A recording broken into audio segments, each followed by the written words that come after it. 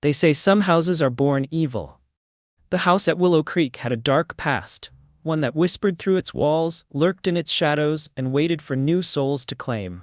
For the Johnson family, moving in was a dream, but they had no idea the nightmare that awaited them. Introduction and background. Mark and Sarah Johnson, along with their 10-year-old daughter Emily, moved into the grand yet eerie Victorian house on Willow Creek Drive. The house was a perfect deal, too perfect. The real estate agent hesitated when asked about its history, brushing off concerns with a forced smile. At first, everything seemed normal, but then little things started happening. Objects moved from where they were placed. Footsteps echoed at night. The air turned cold in certain rooms. Sarah often felt as if someone was watching her. Emily was the first to notice something truly sinister. She started whispering to an unseen presence. "His name is Daniel," she told her mother one night. "He lives in the walls." At first, Mark and Sarah dismissed it as an imaginary friend. But soon, Emily changed. Her once bright eyes darkened with exhaustion, and she would wake up with scratches on her arms. The haunting intensifies. The real terror began one night, when Emily's screams echoed through the house. Mark and Sarah ran to her room, only to find her levitating above her bed. Her eyes rolled back, and a guttural voice spoke from her small frame. "She belongs to us now." The walls bore deep claw marks. The room smelled of sulfur. Lights flickered uncontrollably. Sarah sobbed as Mark tried to shake Emily awake, but she was lost in the grip of an unseen force. Terrified, they sought help. A local priest, Father Daniel, agreed to visit.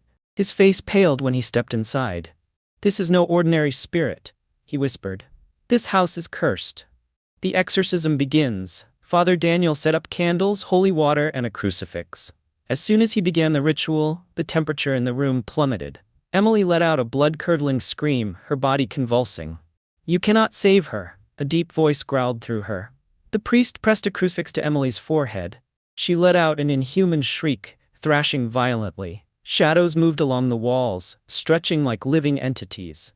A force threw Father Daniel across the room, but he did not waver. He continued chanting, forcing the demon to reveal itself. Emily's body twisted unnaturally, her mouth stretching into an impossible grin. "You are weak," the demon spat. But Father Daniel remained firm. He poured holy water onto Emily's skin. It sizzled as if burning flesh.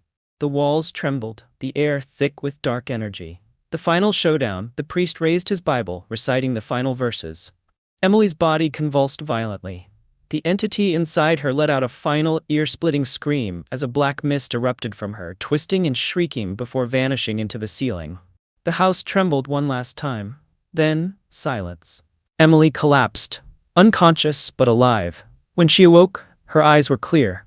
"It's gone," she whispered. Aftermath and the final hook. The Johnsons packed their bags and left the very next morning, never looking back. The house remained, abandoned, but its darkness lingered. Neighbors claimed to hear whispers at night, and shadowy figures were seen watching from the windows.